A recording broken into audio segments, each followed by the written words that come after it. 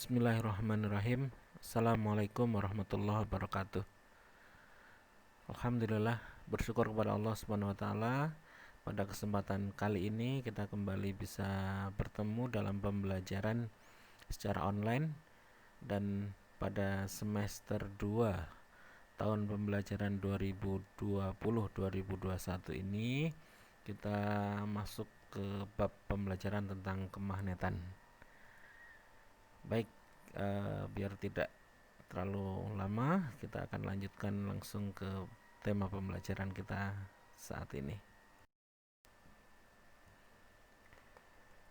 Fenomena magnet, kita jumpai bahwa magnet ini dapat menarik benda-benda dari bahan tertentu.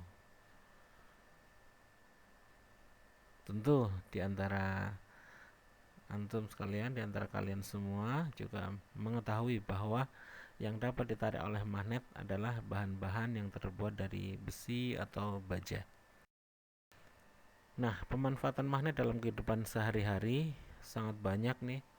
Maka kita bersyukur kepada Allah Subhanahu wa taala bahwa Allah menganugerahkan kepada manusia, dan pada penemuan magnet ini banyak manfaat yang bisa diambil. Pada peralatan elektronika ya, ada loudspeaker ataupun mikrofon. Ini pada HP ada. Ini merupakan kombinasi antara magnet permanen dengan elektromagnet. Nah, akan dijelaskan berikutnya nih. Loudspeaker ini mengubah gelombang listrik menjadi suara. Sebaliknya, mikrofon mengubah suara menjadi gelombang listrik.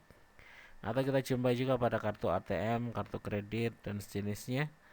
Ini ada jalur magnetik yang berisi informasi. Meskipun sekarang diganti dengan chip ya. Pada motor listrik, nah ini motor listrik itu kita gunakan ya pada peralatan-peralatan yang menghasilkan gerak, mixer, blender, pompa air, dan yang lainnya. Nah, motor listrik mengubah energi listrik menjadi energi mekanik atau energi gerak. Sebaliknya, generator mengubah energi mekanik menjadi energi listrik. Nah, generator ini kita jumpai pada istilahnya genset, pembangkit listrik tenaga air, tenaga angin, dan yang lainnya yang menghasilkan energi listrik. Kemudian kita juga jumpai pada peralatan namanya trafo atau transformator. Ini kita ketahui bahwa fungsinya untuk menaikkan atau menurunkan tegangan listrik bolak-balik. Ini charger HP dan yang lainnya, ataupun pada TV, pada laptop itu juga ada trafo yang fungsinya untuk menurunkan tegangan dari yang disediakan oleh PLN misalnya 220 menjadi, ya kalau HP mungkin hanya sekitar 4,5, atau kalau laptop mungkin sekitar 20 volt. Nah, kita juga jumpai pada ujung obeng. Ini agar skrup yang akan dipasang ini bisa ditempelkan. Nah, mempermudah pekerjaan. Juga pada pintu kulkas ada alat pengangkat besi, bahkan pemulung juga menggunakan ini. Ada kompas, bel listrik, ada dinamo sepeda, dan lain-lain. Masih sangat banyak peralatan yang menggunakan magnet. Nah, asal usulnya ya, kita melihat atau mengetahui bahwa magnet ini awal mula dalam sejarahnya dikatakan bahwa magnet berasal dari Magnesia. Awal penemuan pertama magnet ini di daerah Magnesia, daerah Yunani. Kemudian penggunaan magnet diketahui sudah jauh ya, pada sekitar 800 tahun yang lalu ketika mulai ada pelayaran. Ini bangsa Cina sudah menggunakan petunjuk arah dengan kompas magnetik. Bentuk-bentuk magnet sangat banyak ya, ada silinder, ada batang, jarum, ada ladam, ada ada bentuk keping, dan yang lainnya seperti ini.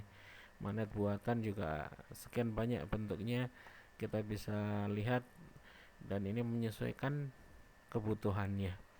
Kalau dilihat pada mesin-mesin yang menghasilkan energi gerak, kipas angin, dan yang lainnya, ada berbagai bentuk magnet.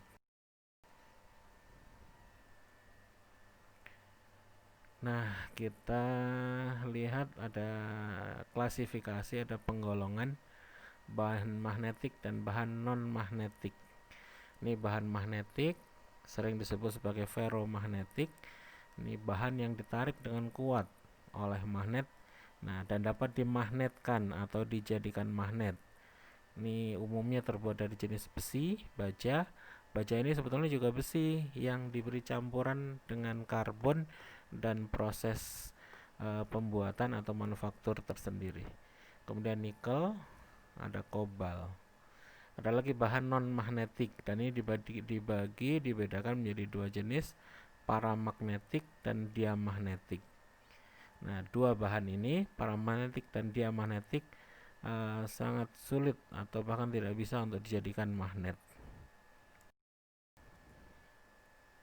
Teori kemagnetan ini berawal dari hipotesa Weber bahwa pada kondisi tertentu besi yang bukan magnet atau baja yang bukan magnet, susunan magnet elementernya tidak teratur, arahnya beraneka arah, beraneka ragam. Nah, ketika dibuat menjadi magnet, maka sebetulnya mengarahkan magnet-magnet elementernya agar searah.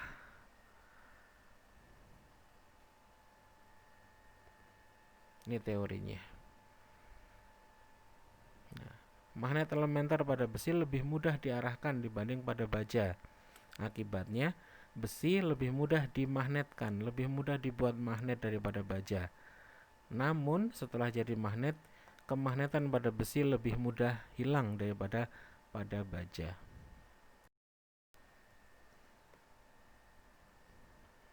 Untuk diketahui, magnet memiliki dua kutub, kutub utara dan kutub selatan. Sekecil apapun magnet itu, jadi kalau misalnya kita punya magnet batang sepanjang 10 cm, ternyata kemudian patahannya menjadi dua keping, itu masing-masing juga memiliki dua kutub magnet, utara dan selatan. Sifat-sifat kutub magnet. Nah, kalau didekatkan antara dua kutub magnet, jika kutub magnetnya senama atau sama-sama U, sama-sama S, maka akan tolak menolak, dan sebaliknya. Kalau kutub magnetnya tidak senama, tarik menarik. Ini cara membuat magnet. Bisa digosok. Perhatikan gambarnya. Jadi dengan digosok berulang kali searah, maka besi atau baja tadi bisa menjadi magnet.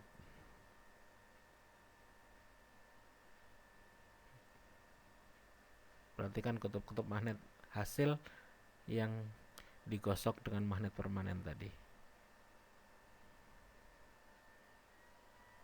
Ujung akhir besi yang digosok berlawanan dengan kutub yang menggosoknya.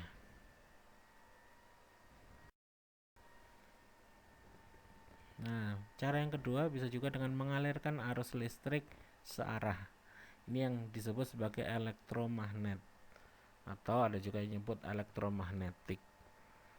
Nah, perhatikan tuh, dengan dialirkan arus listrik, nah ternyata magnet bisa terbentuk atau kemagnetan bisa terbentuk, medan magnet timbul. Perhatikan gambar yang kanan, bagaimana arah medan magnet. Nah, medan magnet ini ditentukan dengan tangan kanan ya, kaidah atau aturan dengan tangan kanan. Perhatikan arah arus listriknya. Arah arus listriknya nanti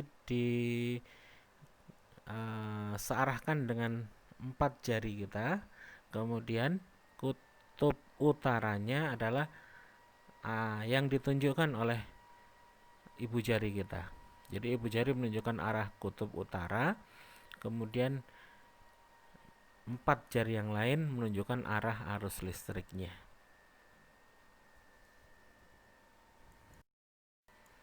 Cara yang ketiga dengan induksi dengan magnet. Jadi didekatkan, jadi besi yang didekatkan dengan magnet akan mendapat atau menjadi magnet.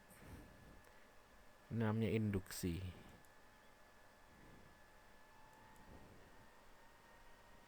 Nah, ketika dijauhkan kembali, hilang sifat kemagnetannya. Jadi hanya ketika didekatkan atau juga ketika ditempelkan. Paku yang ditempelkan pada magnet, maka paku itu akan menjadi magnet dan bisa menarik paku-paku yang lain.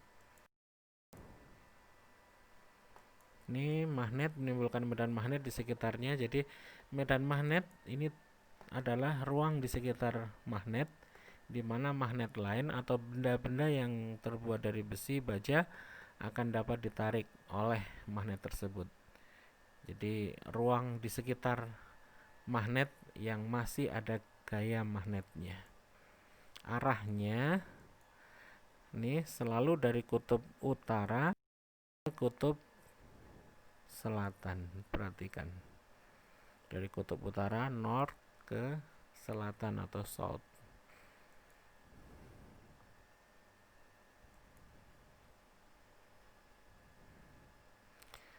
Garis-garis gaya magnet tidak pernah saling berpotongan. Jadi masing-masing sudah ada jalurnya, dan makin dekat dengan magnet itu makin kuat gaya magnetnya, makin jauh makin lemah.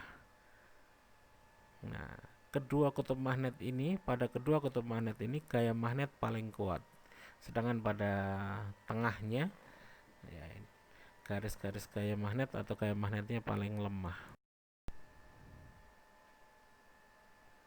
Berikutnya kita melihat fenomena bahwa bumi ini bersifat magnetik. Fenomena bahwa jarum kompas atau magnet batang yang digantung selalu menunjukkan arah utara dan arah selatan. Ini fakta menunjukkan bahwa bumi memang mempunyai sifat magnetik. Ketika jarum kompas mengarah ke arah utara, selatan, berarti ada gaya magnet yang menariknya, sehingga jarum kompas selalu mengarah arah utara dan arah selatan. Fakta ini kemudian dicoba dijelaskan bahwa bumi ini seakan-akan sebuah magnet batang, ya, imajiner tentu saja. Nah, kutub utara magnet bumi, ya, kutub utara magnet bumi ini berada di kutub selatan geografi bumi. Sedangkan kutub selatan magnet bumi berada di kutub utara geografi bumi. Hal ini kemudian akan menjadikan mudah kita memahami kenapa jarum kompas, ya, utara selalu mengarah ke utara, karena dia tarik-menarik dengan kutub selatan magnet bumi. Nah, jarum kompas yang selatan tarik-menarik dengan kutub utara magnet bumi. Maka kita akan melihat fenomena atau fakta bahwa jarum utara pada kompas mengarah ke utara, jarum selatan pada kompas akan mengarah ke selatan. Nah, berikutnya ternyata ada penyimpangan. Penyimpangan ini dikenal sebagai sudut deklinasi dan sudut inklinasi. Sudut deklinasi adalah penyimpangan arah antara arah utara selatan geografi atau arah utara yang sebenarnya dengan arah utara selatan yang ditunjukkan oleh kompas. Sedangkan inklinasi ini penyimpangan antara sudut yang dibentuk garis-garis gaya magnetik dengan bidang horizontal. Jadi lebih ke kemiringan jarum kompas. Ya, pembelajaran sesi pertama dalam bab kemagnetan kita cukupkan. Silakan dilihat di ringkasan materi, dan dalam Zoom meeting nanti bisa ditanyakan hal-hal yang belum jelas. Dicukupkan sekian. Alhamdulillahirabbil alamin. Assalamualaikum warahmatullahi wabarakatuh.